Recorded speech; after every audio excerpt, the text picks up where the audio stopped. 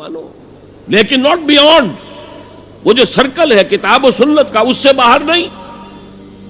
لا طاعت لمخلوق فی معصیۃ الخالق، یہ آپ الجبرے کے فارمولے کے طور پر اپنے سامنے رکھیے. اب اسے اپلائی کیجئے جیسے فارمولوں کے ذریعے سے پھر بڑے بڑے وہ سم جو ہے وہ حل کیے جاتے تھے سوالات. صبح کا وقت ہے، آنکھ بھی کھلی ہے، اذان کی آواز بھی کان میں آئی ہے. آپ کا نفس کہتا ہے ابھی سو جی. آپ نے اپنی چادر یا کمبل کو درست کیا اور کروٹ لی اور سو گئے.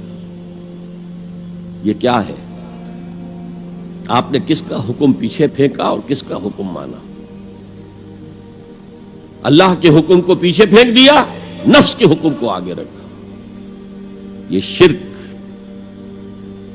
اس شرک کو جاننے والے بہت کم ہیں. مولانا روم نے خوب کہا تھا، نفس ما ہم کم ترس فرعون نیست لیکن ایراعون نیست. میرا نفس بھی فرعون سے کم نہیں ہے. فرعون نے کہا تھا نا الیس لی ملک مصر وہذہ الانہار تجری من تحتی، کیا اس ملک مصر کی حکومت میری نہیں ہے؟ اور سارا جو یہ آب پاشی کا نظام ہے، انہار کا نظام ہے، وہ میرے کنٹرول میں نہیں ہے؟ جس کا چاہوں موگا کھلا رکھوں، جس کا چاہوں بند کر دوں. یہ تھا خدائی کا دعویٰ، انا ربکم الاعلی. تو مولانا روم کہتے ہیں میرا نفس بھی اس سے کمتر نہیں ہے. وہ کہتا یہ جسم میرا ہے، اس پر میرا حکم چلے گا. میں نہیں جانتا کون اللہ کون رسول، کیا حرام کیا حلال. تو فرعون سے کم تو نہیں ہے میرا نفس.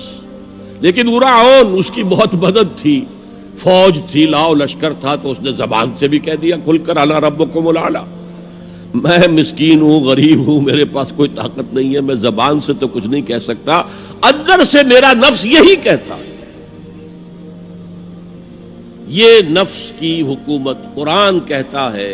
میں حیران ہوتا ہوں، دو جگہ یہ مضمون آیا ہے. ارأیت من اتخذ الہہ ہواہ افانت تکون علیہ وکیلا. اے نبی تم نے دیکھا اس شخص کو، اس کے حال پر غور کیا جس نے اپنی خواہش نفس کو اپنا الہ بنا لیا ہے. اللہ اکبر.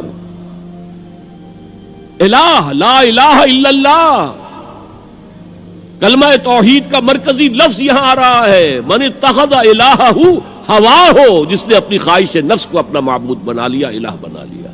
افانت تکون علیہ وکیلا، کیا آپ ایسے شخص کی کوئی ذمہ داری لے سکتے ہیں؟ سود حرام ہوا کرے جی، حرام ورام، ہمارا دھندا جو ہے وہ آگے بڑھ نہیں سکتا. تو اللہ کے حکم کو پیچھے ڈالا، نفس کے تقاضے کو آگے رکھا. کون معبود ہے آپ کا؟ نام عبداللہ رکھیے، نام عبد الرحمن رکھیے، ہے عبد النفس، نفس کے بندے، نفس کے غلام. پوچھا گیا ای الہجرت افضل ہو یا رسول اللہ، اے اللہ کے رسول بتائیے سب سے اعلیٰ ہجرت کون سی ہے، افضل؟ فرمایا ان تہجر ما کرہ ربک، ہر اس چیز کو چھوڑ دو جو تمہارے رب کو پسند نہیں. آج رات ہی سے آپ ہجرت شروع کر سکتے ہیں. جائزہ لیجئے کیا کیا چیزیں میری زندگی میں خلاف شریعت ہیں جو اللہ کو ناپسند ہے. فیصلہ کیجئے کہ آج کے بعد نہیں ہوگی. ہجرت شروع ہو گئی، افضل الہجرہ، سب سے افضل ہجرت شروع ہو گئی.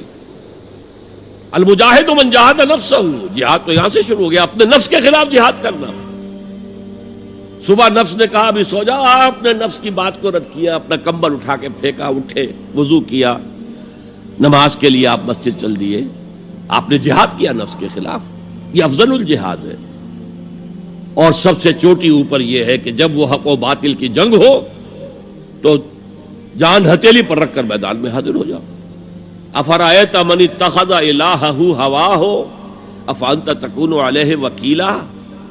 کیا تم نے غور کیا اس شخص کی حالت پر جس نے اپنی خواہش نفس کو اپنا معبود بنا لیا، الہ بنا لیا، کہہ رہا ہے لا الہ الا اللہ، لا الہ الا اللہ، لیکن الہ تو اس کا لفظ ہے.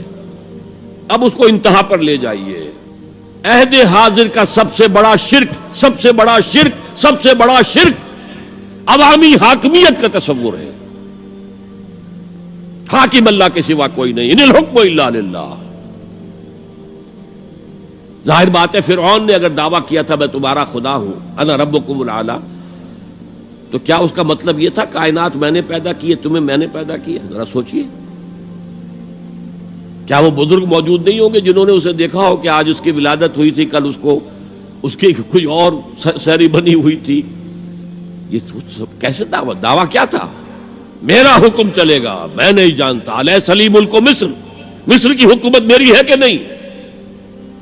یہ دعویٰ تھا، یہ خدائی کا دعویٰ ہے۔